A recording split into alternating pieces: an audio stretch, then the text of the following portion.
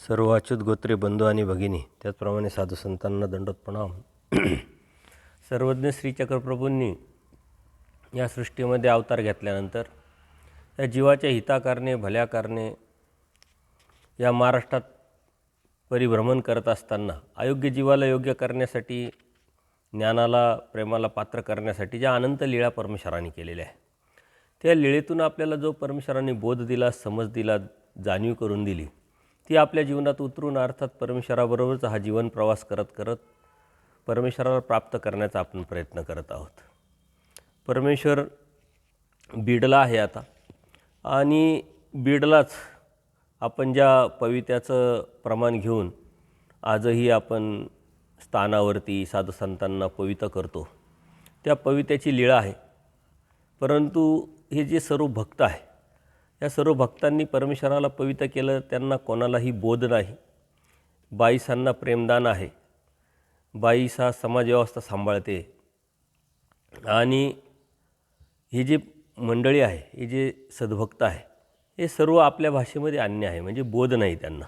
पण परमेश्वराची आवडी आहे, दर्शनाला येतात, परमेश्वराकडून आपल्याला काहीतरी मिळेल ही अपेक्षा आहे, हा स्वार्थ आहे, दृष्टपर भाव आहे. आणि म्हणून प्रत्येकजण आपापल्या विचारांनी येतो, आणि योगायोगाने ते पवित्र पर्वचा सण येतो. आणि कर्मराटीत हे पवित्र पर्वाचे कार्यक्रम करत असतानाच आपणही करावं देवाला, ह्या उद्देशाने त्यांनी सर्वांनी परमेश्वराला पवित्र पर्व केलेलं आहे. तिथं दादोस जे आहे हे स्वतःचं करून घेतात, बाईसांचं करतात, जेणेकरून यांनी सर्वांचं माझं करावं, आणि मग ते करतात म्हणून सर्वच परमेश्वराचंही पवित्र करतात. अशा पद्धतीने हे पवित्र्याचा पर्व झालेला आहे. नंतरच्या काळामध्ये लीळा येतील, पवित्र कुठं कुठं झालं, परंतु आपण हे लक्षात घेणं गरजेचं आहे की पवित्र हा दैवराटीचा कोणत्या प्रकारचा विधी नाही. ती आठवणीय लीळा आहे का त्या भक्तांनी परमेश्वराला परमेश्वराची ओळख नाही, जाणीव नाही, बोध नाही, तरीही त्यांनी परमेश्वरावरती निष्ठा ठेवून जे पवित्र पर्व केलं ते फक्त आठवण्यासाठी ही लीळा आहे. त्यानंतर देव एके दिवशी सकाळचा पूजा अवसर झालेला आहे, आणि सर्वज्ञ आसनावरती उपविष्ट होते. जवळच दायंबा बसलेले होते. तेव्हा माई बाईसा या सर्वज्ञांच्या दर्शनाला आल्या. पानसुपाऱ्या आसनावर ठेवून दंडोत घातले, श्रीचरणावर मस्तक टेकवलं. दंडोत केल्यानंतर सर्वज्ञांसमोर बसल्या.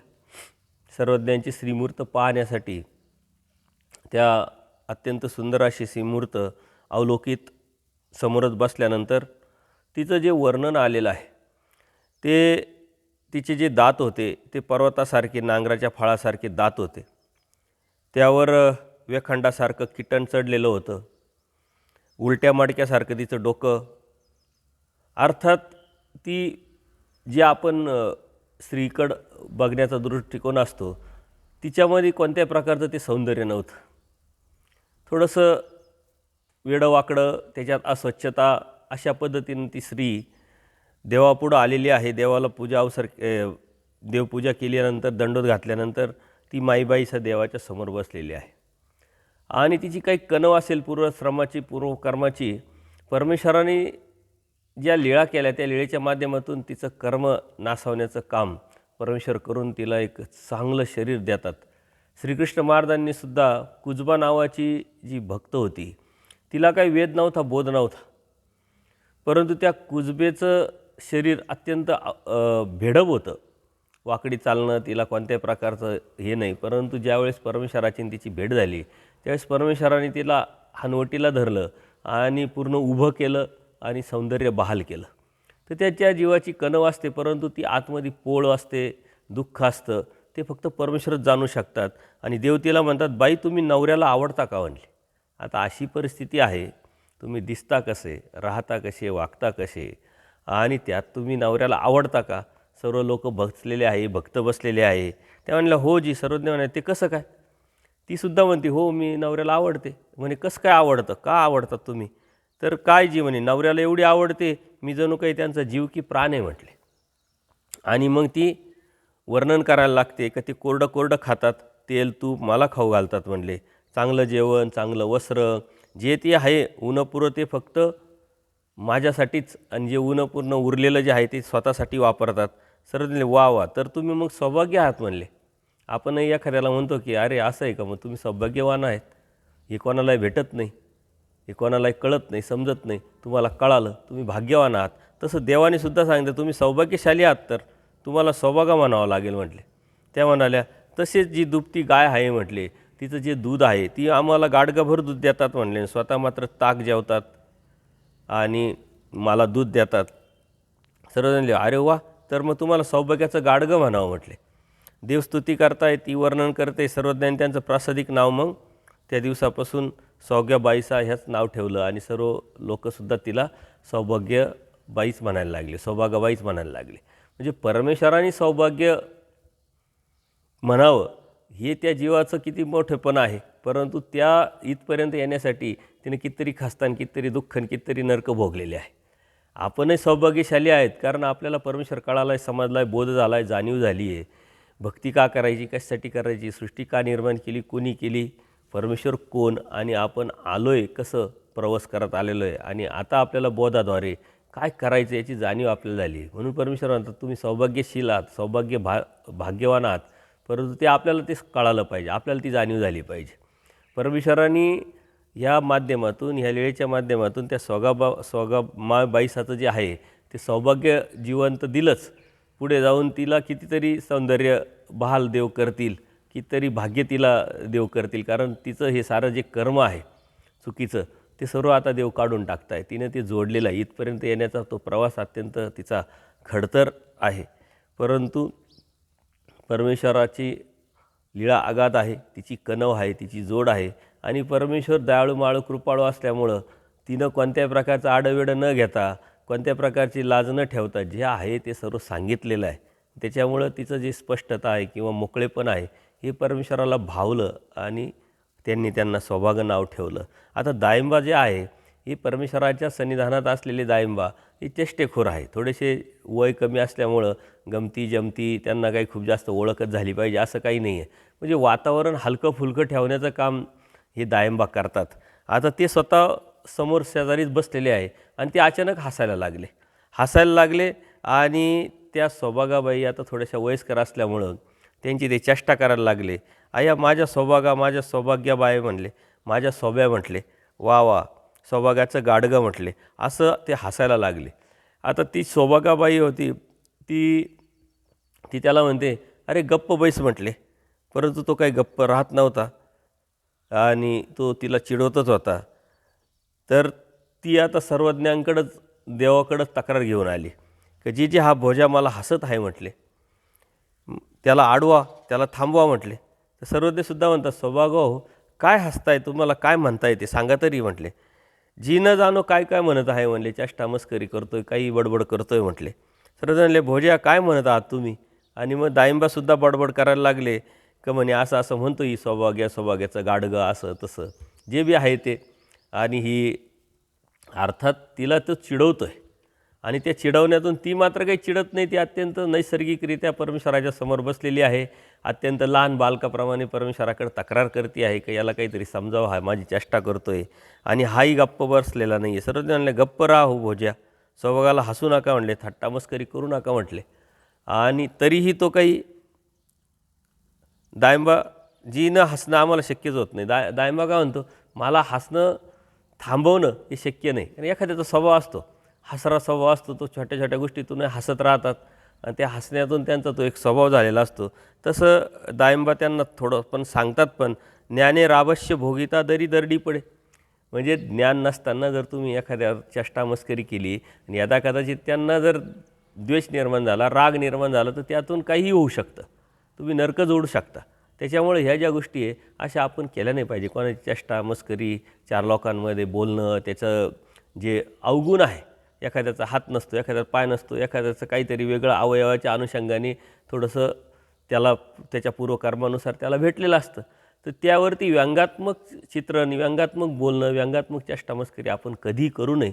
कारण त्याचं ते मन दुखतं आणि त्या मन दुखण्यातून आपण नरक जोडत असतो. परमेश्वर त्या दायंबाला समजावतात सुद्धा की असं करू नये. परंतु त्याचा तो स्वभाव असल्यामुळे तो हसतोच आहे. आणि ते म्हणे मला हसण्याशिवाय तर काही राहणार नाही देवा म्हटले. आणि मग देव काय म्हणतात, मग तर तुम्ही इथून निघून जा म्हटले. नाही राहावं तो इथून जा, आपण हे म्हणतो ना, तर तुमच्या भांडणापेक्षा आबोला बरा, तुम्ही जा निघून इथून. परंतु तो काय म्हणतो, हो काजी ते होईल म्हणले, आम्हाला इथून जाणं होईल, परंतु हसणं थांबणं आमच्याकडून होणार नाही म्हटले. आणि सर्वज्ञ म्हणाले, मग होऊ द्या तुमच्या मनासारखं म्हटले, तू ऐकत नाही, हस म्हणे. मग आता ही देवाची लीळाच आहे. यातून त्या जीवाचं कर्म काय नासायचे ते नासवायचं आणि यांचं एक वेगळं नातं जोडून द्यायचं आहे परमेश्वराला. होऊ दे तुझ्या मनासारखं. आणि सौभाग्याला देव म्हणतात, सौभाग्य हसू दे, तू काही दुर्लक्ष कर, त्याचं काही लक्ष देऊ नको, तर हसू दे, त्यांनी काही फरक पडत नाही. देव समजावतात. दायंबानं सर्वज्ञ म्हणले, काय हो तुम्ही सौभागांना हसतात, तर मग हे मेल्यावर काय कराल म्हटले, तुम्ही आता हसताय म्हटले, परंतु ही बाई जर मेली तर तुम्ही काय कराल म्हटले. तर तो स्वतः देवाला विचारतो, गोसावींनी काय केलं असतं, जर ही मेली तर देवाने तुम्ही काय केलं असतं. तर देव म्हणतात, आम्ही माता भगिनीसारखं करण्याजोगे जे बी असेल ते आम्ही करू म्हटले. जे बी आहे तिची आईवडील जे करतात, नातेवाईक जे करतात ते आम्ही केलं असतं, बापाभावासारखं माता भगिनीसारखं जे कर्तव्य असेल ते आम्ही केलं असतं म्हटले. मग दाय म्हणले, जी पुत्राचं जे योग्य आहे, पुत्राचं जे कर्तव्य आहे ते आम्ही करू म्हणे. मग तो लगेच त्या सौभाग्याला आई मानायला लागला आणि स्वतः मुलगा झाला. हे खरं म्हणजे एक वेगळं पण आहे. दायंबानी स्वतःला त्या आईचं मुलगा समजले आणि म्हटले, आईचं जे मुलगा करतो ते मी करीन म्हटले. आणि मेली तर तिचे अंगठे बांधीन, तिरडी करीन. त्यांनी बरंच त्या जे मेल्यानंतर आपण आता बघत असतो कर्मराटीमध्ये, जे जे काय काय करतात त्यावर तिला निजवील, मडकं वाहून नेईल, शिकाळं करील, मग तिला खांद्यावर नेईल, सभोवती धार देईल, तिला अग्नी दाग देईल, अशा पद्धतीनं दही भाताचा गोळा ठेवील, अशा पद्धतीनं तो पूर्ण वर्णन करतो की मी ही माझी आई आहे आणि ही आई मेल्यानंतर मुलगा जे करतो आहे ते कर्तव्य सारा आम्ही करू म्हटले. अंत्यसंस्कार सर्व करू म्हणले. सर्वज्ञ म्हणलं, जर केलं नाही तर नाही केलं तर आपण म्हणतो ना काहीतरी पैज लावल्यासारखं, तू आता म्हणतोय परंतु नाही केलं तर त्याचं काय. तर मग दायमा म्हणले, जी तर मग आत्ताच करू का, तुम्हाला वाटत असेल तर मी आत्ताच करतो, परंतु ही काही मरत नाही म्हटले. ही काही मरणार आहे का एवढ्या लवकर. म्हणजे गमती जमती त्यांच्या चालू आहे. सौभागा मात्र आवडीनं कौतुकानं देवाकडे बघती, त्याच्याकडे बघती, कोणत्याही प्रकारचा राग नाही, कोणत्याही प्रकारची मनामध्ये कलुषितता नाही. तिचं ती शुद्धी, आंतरिक जी शुद्धता आहे त्या शुद्धतेमुळं तर ती आजपर्यंत पोहोचलेली. धर्म तरी काय आहे, धर्म म्हणजे आपली शुद्धता आहे. वैचारिक शुद्धता, दृष्टीची शुद्धता, आचाराची शुद्धता, मनाची शुद्धता, जे बी हृदय आहे आपलं शुद्धतेकडे नेणं म्हणजे साधना आहे, तीच धार्मिकता आहे. आणि त्याकडंच आपलं अप्रत्यक्षरित्या दुर्लक्ष होतं. तिला त्याच्यात कोणत्या प्रकारचं काही चुकीचं वाईट वाटत नाही. ती उलट कौतुकाने त्यांच्याकडे बघत असते. देवाचं आणि दायंबाची चर्चा चालू असते. जी तर मग आत्ताच करू म्हटले, सौभागा मरत नाही तर आत्ताच केलं असतं. आणि मग देवसुद्धा हास्य करतात. देव म्हणतात, आत्ताच म्हातारीला पोरग मारू पाहत आहे म्हटले. सर्वज्ञांनी स्मित हास्य केलं आणि ते जे आहे ते वातावरण हलकं फुलकं, सारे सद्भक्त आहे तेही बसतात. त्यानंतर एके दिवशी असं सर्वज्ञांचा पूजा अवसर झालेला आहे आणि त्या पूजा अवसर झाल्यानंतर आरोगणा झाली, पौढ झाला, उपूड झाला. म्हणजे दुपारची वेळेनंतर दुपारच्या वेळेत आसनावर देव उपविष्ट होते आणि तेव्हा बाईसा म्हटले, बाबा केळी पुष्कळ साचलेली आहे, कोणी भक्त येत असतील देवाला केळी देत असतील, त्या बाईसा ठेवत असतील तर केळी भरपूर साचल्या म्हटले, त्या खराब होतील, त्या संपवावं लागतील म्हटले, त्या कोणाला तरी देऊन टाका. सर्वजण ते म्हटलं, ते आणा मग इकडं. आता बाई घेऊन येतात. बाईसांनी केळी आणली, त्याचे वाटे केले आणि मग समोरच जे जे सद्भक्त आहे आबाईसा आहे तर देव म्हणतात आबाईसांना, बाई केळं घ्या. आबाईसा म्हणते, जी आज एकादशी, आम्हाला 12 वर्षभर एकादशी असते म्हटले. तिचा विषय मिटला. उमाईसा सर्वज्ञ म्हणाले, उमाईसाच्या बाबतीत देव म्हणतात, तुम्ही तर मासोपवासिनी आहे, हिला काही म्हणण्याचा प्रश्नच नाही म्हटले. सौभागानं सर्वज्ञाने, बाई केळं खाल. तेव्हा सौभागा म्हणाले, जी मला पण एकादशी, मी खाणार नाही जी म्हटले. म्हणजे तिन्ही बायांना देवानी म्हटलं. आता थोडक्यात ते सांगण्याचं, देवाची लीळा आपल्यासमोर आणण्याचा काय उद्देश असावा आणि आपण यात काय समजलो. या ज्या साऱ्या बाया आहे, हे जे सद्भक्त आहे, हे सर्व अन्य आहे आपल्या भाषेमध्ये. त्यांना बोध नाही आहे. जर बोध असतं तर देवाने दिलेलं नाकारलं असतं का त्यांनी? उलट ते भाग्यवान समजून ते घेतलं असतं. परंतु त्या प्रत्येकजण कारणं सांगताय. या कोणी मासोपवासिनी आहे, कोणी म्हणते एकादशी आहे, कोणी म्हणतं आम्ही वर्षभर एकादशी करतोय. आणि हे सर्व अन्य आहे, बोध आहे नाही आहे, तरीही परमेश्वर त्यांना सांभाळत आहे. त्यांना प्रसंगानुरूप तत्त्वज्ञान सांगताय, परावाराचं ज्ञान देत आहे. आपण तर आता थोडं कोणी आलं का लगेच म्हणतो आडपान आलं, याला हे सांगू नका, त्याला ते सांगू नका. अर्थात काय सांगायचं हा सेन्स आपल्याला असला पाहिजे. कोणत्या वेळेस कोणता विषय त्यांना मांडता आला पाहिजे हे आपल्याला लक्षात आलं पाहिजे. परंतु आपण अन्यांना थोडंसं बॉयकॉट केलं नाही नाही, याला काही सांगायचं नाही, याला काही सांगायचं नाही. अर्थात आपल्यालाही काही कळत नसतं, आपल्यालाही काही समजलेलं नसतं. आपल्याला समजेल काय सांगायचं आणि काय नाही तर आपण सांगू. त्याच्यामुळं परमेश्वर सम जी विषम, ही विषमता, ही वर्गीकरण आपण केलेलं आहे. परमेश्वराच्या ठिकाणी सर्व सम आहे. सर्व जीवाचं देवाला उद्धारण करायचं आहे. सर्व जीवांसाठी परमेश्वराने सृष्टी निर्माण करून स्वतः अवतार घेतलेला आहे. आणि ज्याची ज्याची कणव, ज्याचा ज्याचा प्रयत्नवाद आणि ज्याची ज्याचं संस्कार आहे त्याला देव देत आहे. जो समोर आला त्याला देव देत आहे. कोणत्याही प्रकारची कंजूसी नाही, याला हे द्यावं त्याला ते नाही देऊ, हा वेगळा आहे, याला बोध नाही आहे, हा अन्य आहे, अशी कोणत्या प्रकारची देवाची दृष्टी नाही, भाव नाही. आणि हे सारी जे भक्त आहे हे देवाच्या समोर आहे, देवाच्या सन्निधानात आहे. आणि त्यांच्याबरोबर देवसुद्धा प्रवास करताय, लीळा करताय, सर्वच आहे. आचार्यांनासुद्धा अजून बोध नाही आहे.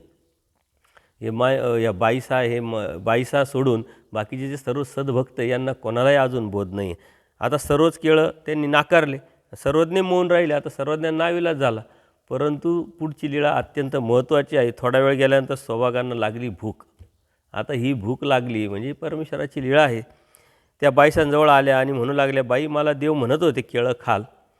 तर तेव्हा मी म्हणाले, जी मला एकादशी आहे आणि आता तर मला खूप भूक लागली. आता भूक लागली का माणूस सहन होत नाही माणसाला. आणि मग त्यावेळेस एकादशी काय आणि उपवास काय आणि देवधर्म काय, माणूस सारं सोडून देतो. कारण ती जी भुकेची तीव्रता असते त्याला शरीरावरती परिणाम होऊन तो थकून जातो. तर ती बाईसांकडे तक्रार करते का देव तर म्हणत होते परंतु मी नाही म्हटले, मी एकादशी आहे ना, आता तर मला एवढी भूक लागली तर काय करू. सर्व बाई या काय म्हणत आहे म्हणले, इकडे. आता देवाला माहिती आहे, देवाने ती लीळा केलेली. देव स्वतः म्हणतात, बाई तुम्ही काय म्हणताय बाईसांना, या इकडे या, माझ्याकडे या म्हटले. आणि बाईसा म्हणल्या, बाबा ही अशी म्हणत आहे. बाईसांनी सांगितलं की ही तुम्ही देत होते तेव्हा केळी खाल्ली नाही, एकादशी म्हणते आणि आता भूक लागली म्हणते. सर्वज्ञ म्हणले, सौभाग्य हो, या आम्ही तुम्हाला केळं देऊ. आणि सर्वज्ञाजवळ आल्यानंतर जवळ बसल्या आणि बाईसांना सर्वज्ञ म्हणाले, बाई केळं आणा आता. सर्वज्ञांनी सौभागांची मान श्रीकारांनी धरून मांडीवर ठेवली. अर्थात देवानी बघा तिला संबंध दान दिलेलं आहे. सर्वज्ञ म्हणले आ करा.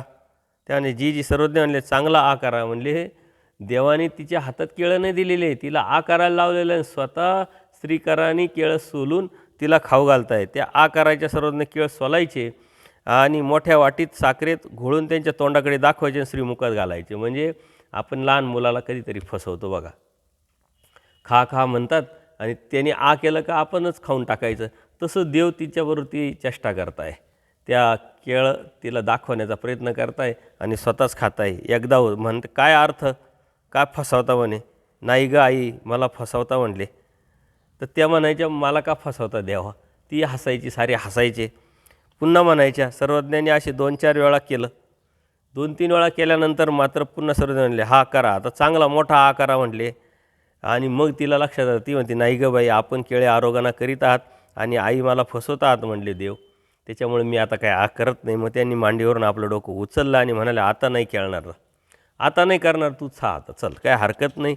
अशा पद्धतीनं पुन्हा सर्वजण म्हणले फसवणार नाही म्हटले. आणि मग ती म्हणते नाही नाही तुम्ही फसवता मला. सर्व म्हणले आता फसू तरी मालनबाईची आण, कारण तिला आता गॅरंटीच राहिली नाही. एकदा नाही, दोनदा नाही, 4 वेळा झालेलं आहे. देव म्हणते आता फसवणार नाही, पण ती म्हणते नाही नाही तुम्ही फसवता, आता मी काही करणार नाही. आणि मग देवाने डायरेक्ट स्वतःच्या आईची शपथ घेतली. म्हणले आता फसविल तर मी मानल आईची शपथ, आता नाही फसवणार. आणि मग सर्वज्ञांनी तिला पोटभर केळी खाऊ घातली. सर्वज्ञांचं श्रीकर प्रक्षालन झाले, गोळा झाला, विडा झाला. तिला स्वतःहून परमेश्वरांनी आपल्या श्रीकारांनी केळी सोलली, तिला खाऊ घातली. ही तिनं घ्यावं परमेश्वराने. आपण कोणाच्या तरी ठिकाणी आपलं काहीतरी घडावं, त्यातून आपल्याला परमेश्वराचं ज्ञानप्रेम भेटावं अशी आपली धडपड असते, प्रयत्न असतो.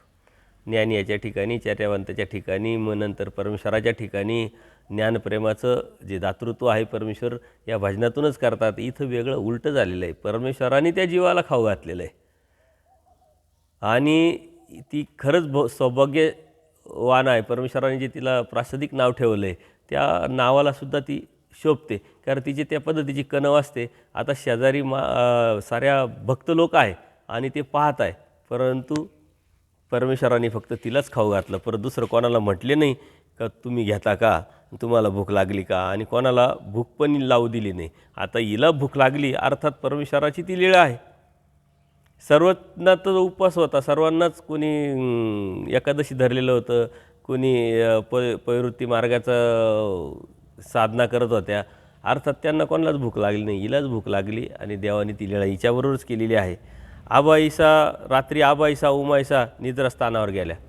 आता रात्र झाली, त्या गेल्या निद्रास्थानावर. बिराड घेतलं होतं, त्या घरच्या सर्वांना उपवास होता. आता यांनी बी उपवास धरलेला आहे आणि त्यांना उपवास. रात्री स्वयंपाक पाणी केला, गडी माणसं जागरणासाठी निघून गेले.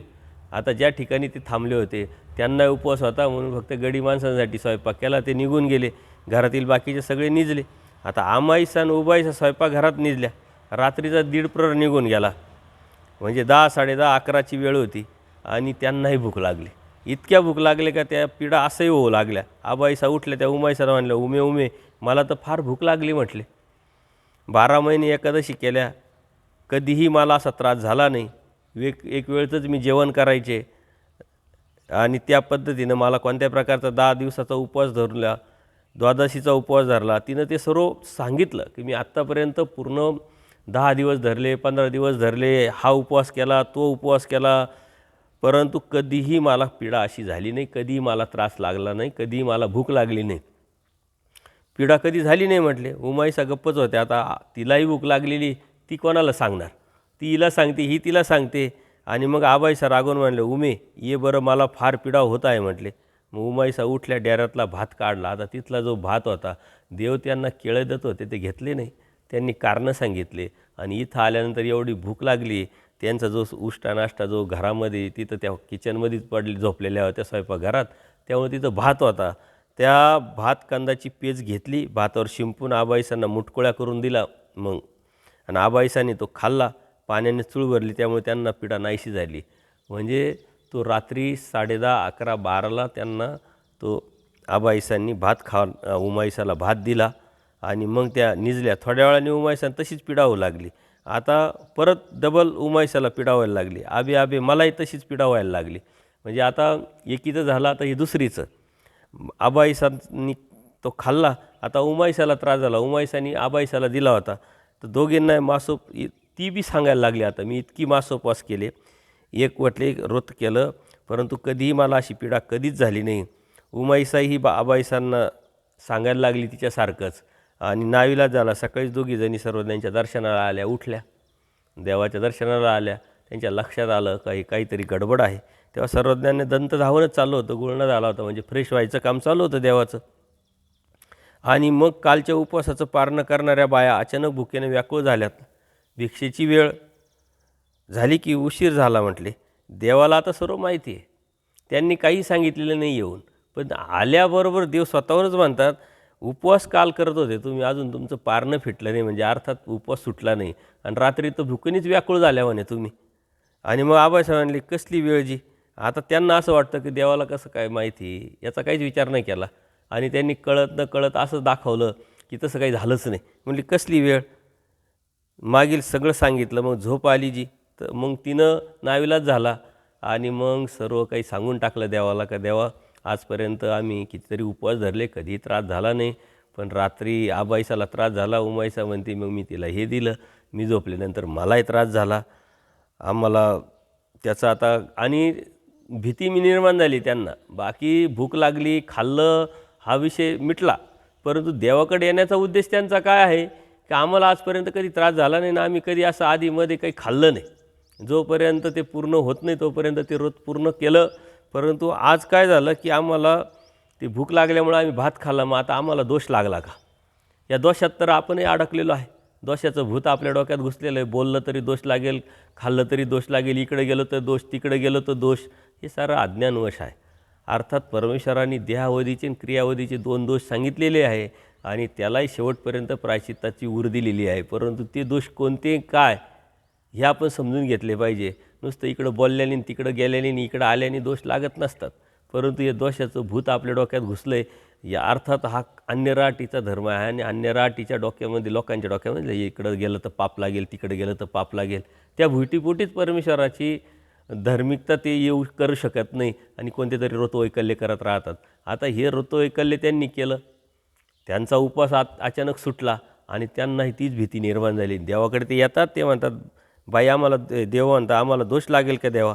सर तैसा अवसरी ते तुले घेतले, तैसा दोष नाही. म्हणजे आता तुम्हाला भूक लागली, तुम्ही काही जबरदस्ती थोडी घेतलं म्हटलं, ती वेळच तशी होती, तुम्हाला भूक लागली, पिडा झाला, त्याच्यामुळे तुम्ही ते घेतलेले, त्याच्यामुळे दोष कशाला लागेल?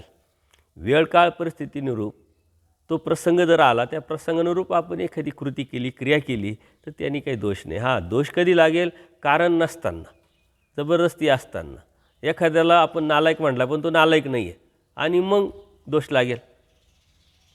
तो नसताना जर बोललो तर दोष लागेल. पण आपला अधिकार, आपली मर्यादा ही जर आपण ओळखली नाही, तो सेन्स आपला नसेल, कुठं बोलायचं, काय बोलायचं हे जर आपल्याला समजलं नाही तर दोष लागेल.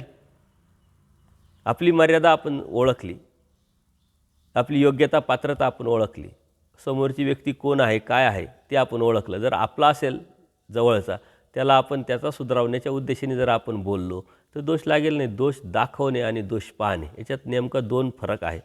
दोष दाखवणे म्हणजे काय, की एखादा आपला आहे, त्याला आपण आपलं समजतो आणि त्याच्याकडून चुकीची क्रिया होते, तर त्याला आपण दाखवतो का हे चुकीचं आहे, हे तू केला नाही पाहिजे, हे धर्म नाही आहे, यातून तू धर्मावरून जाऊ शकतो, याला दोष दाखवणे म्हणतात. आणि हा दोष दाखवणे हा प्रेमाचा उपाय आहे.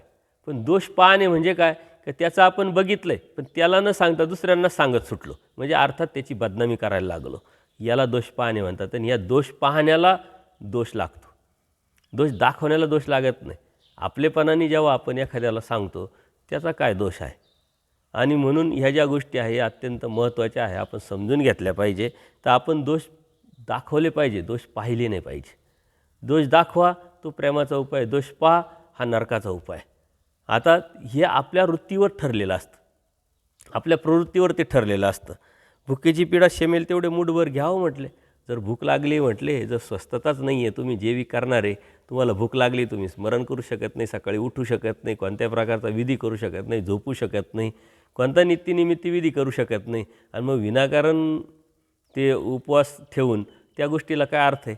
आता हे परमेश्वराच्या सन्निधानात आहे, हे सारे ऋतुवैकल्य देवी देवतेची करतात, पण परमेश्वराने अजूनही त्यांना सांगितलेलं नाही की ही सारे ऋतुवैकल्य देवी देवतेची करण्याची गरज नाही, आमच्याबरोबर राहायचं असेल, आमच्या सन्निधानात राहायचं असेल, ते सारं सोडा आणि फक्त आमचीच भक्ती करा. अजूनही परमेश्वर फक्त त्यांना प्रसंगानुरूप तत्त्वज्ञान सांगतात, त्यांना जाणीव करून देत असतात आणि नंतरच्या काळामध्ये त्यांना बोध होणार आहे, ते अनुसरणार आहे. परंतु परमेश्वराने अजून त्यांना कोणत्याही प्रकारचं नाकारलेलं नाही आहे. आणि आज आपण एक दरी निर्माण केलेली, आमचा देव, आमचं असं, आमचं तसं, हे तर आहेच अन्य लोकांबरोबर. परंतु परमेश्वर म्हणतात तुम्ही अच्युत गोत्रीय, तुमच्यात परमप्रीती असायला पाहिजे, परमप्रीती करायला पाहिजे. आधी येत बुद्धी व्हावी, मग परिवारावर आली पाहिजे. देवावरच बुद्धी नसल्यामुळं आपण सुद्धा त्याच्यात वर्गीकरण केलेलं, हा ह्या मार्गाचा, हा त्या वेलीचा, हा ह्या याचा, तो त्याचा. हे जे वर्गीकरण आहे आपल्या दुबळ्या मनाचं प्रतीक आहे. म्हणून आपण यातून बाहेर पडलं पाहिजे. परमेश्वर सम आहे, तर आपणही समदृष्टी निर्माण करणं म्हणजे परमेश्वराचं होणं, म्हणजे परमेश्वराच्या आणि आपल्यातलं अंतर कमी करणं. आपल्याला परमेश्वराला प्राप्त करायचं आहे, तर अप्रत्यक्षरित्या परमेश्वरामध्ये जे गुण आहे ते गुण आपण स्वीकारावं लागेल. तसं आपल्याला जाता येणार नाही, करता येणार नाही, कारण परमेश्वराला आपल्याला त्या परमेश्वराच्या सम करायचं आहे. आणि तो सम करण्यासाठीचा आपला प्रयत्न असला पाहिजे, आपली कड असली पाहिजे. तोच आचार आहे, तीच साधना आहे. परंतु आपण परमेश्वर म्हणजे विषम म्हणतो आणि आपण विषमतेसारखंच वागत राहतो. पण ते विषमतेकडून समतेकडे जाण्याचा जो प्रवास आहे ती म्हणजे साधना आहे, ती म्हणजे भक्ती आहे, ती म्हणजे एकनिष्ठ भक्ती आहे. हे आपण जर समजून घेतलं तर धर्म खूप सोपा होऊन जाईल आणि त्या सोप्या धर्मातून परमेश्वर आपल्याला भेटेल. मग ते म्हटले हो का जी, आम्हाला माहीतच नव्हतं. आणि मग ते जी भीती होती मनामध्ये, जो दोषाचं जे त्यांच्या डोक्यात भूत होतं ते निघून गेलं. देवाने त्यांना निरूपण केलं आणि मग त्यांनी श्रीचरणावरती मस्तक टेकून परमेश्वराच्या सेवेमध्ये लीन झाल्या. ही जी गोष्ट आहे, कोणताही जीव लगेच आला आणि लगेच उपदेशी होईल, लगेच आला लगेच ज्ञानी होईल, लगेच आला लगेच अनुसरेल, असं कधीच होत नाही. ती एक प्रक्रिया आहे आणि परमेश्वरसुद्धा त्या जीवांवरती एक प्रक्रिया करताय. त्यांना कोणत्याही प्रकारचं आधीनत्व देऊन, जबरदस्ती करून, त्यांना काहीतरी अलौकिकता दाखवून, काहीतरी चमत्कार दाखवून त्यांना बोध देत नाही आहे. त्याच्या त्या अवस्थेतून त्याच्याकडून त्याच्या कडेने त्याला बदलायला लावतात आणि तो बदल एक विशिष्ट वेळेला, विशिष्ट लेवलला, विशिष्ट अवस्थेला आला का मग परमेश्वर बोध देत असतात. आपणही आपल्या संपर्कात हजारो लोक असतात, नातेवाईक असतात, मित्र असतात, आणखीन कोणीतरी लोक असतात, परंतु त्यांना आमचं तुमचं न करता धर्म काय आहे, तत्त्वज्ञान काय आहे, कसं वागावं, कसं राहावं, तुमचं आमचं न करता धर्म एकच आहे, परमेश्वर एकच आहे, भगवद्गीता काय आहे, परमेश्वराने अवतार घेतल्यानंतर ते तत्त्वज्ञान काय सांगितलेलं आहे, देवी देवता काय आहे, जीव काय आहे, प्रपंच काय, हे थोडं थोडं निरूपण करत करत करत त्याची अनुकूलता निर्माण करत त्याची अवस्था जोपर्यंत आपण एक विशिष्ट लेवलला आणू शकत नाही तोपर्यंत परमेश्वरही बोध देत नाही. आणि त्याची योग्यता असली पाहिजे, परंतु त्याची योग्यता करण्यासाठी परमेश्वराने आपल्याला निमित्त केलेलं आहे.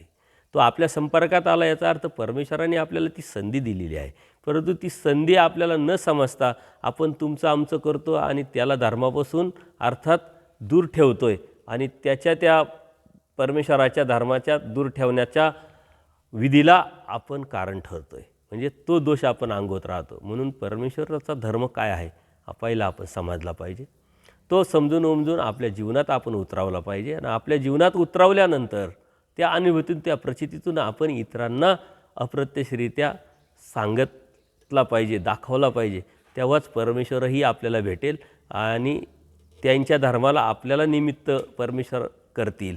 त्यामुळं आपल्यालाही प्रेमाचा ज्ञानाचा उपाय घडून परमेश्वरापर्यंत जाता येईल. आणि परमेश्वराने हे काही स्थानं सांगितलं आहे, आवर धर्मापासून काढी परधर्मी लावी, तर आवर धर्मापासून काढी परधर्मी लावी म्हणजे लगेच घ्यायचं आणि उपदेश दिला म्हणजेच परधर्म लागला असं नाही आहे.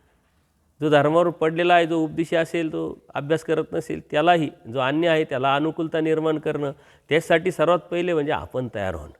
ही तळमळ, ही धडपड आपली असली पाहिजे. त्यासाठी आपले पण निर्माण जर आपण करू शकलो तरच परमेश्वर आपल्याला भेटेल. सर्वज्ञ श्री चक्रधर स्वामी की जय. दंडवत हो.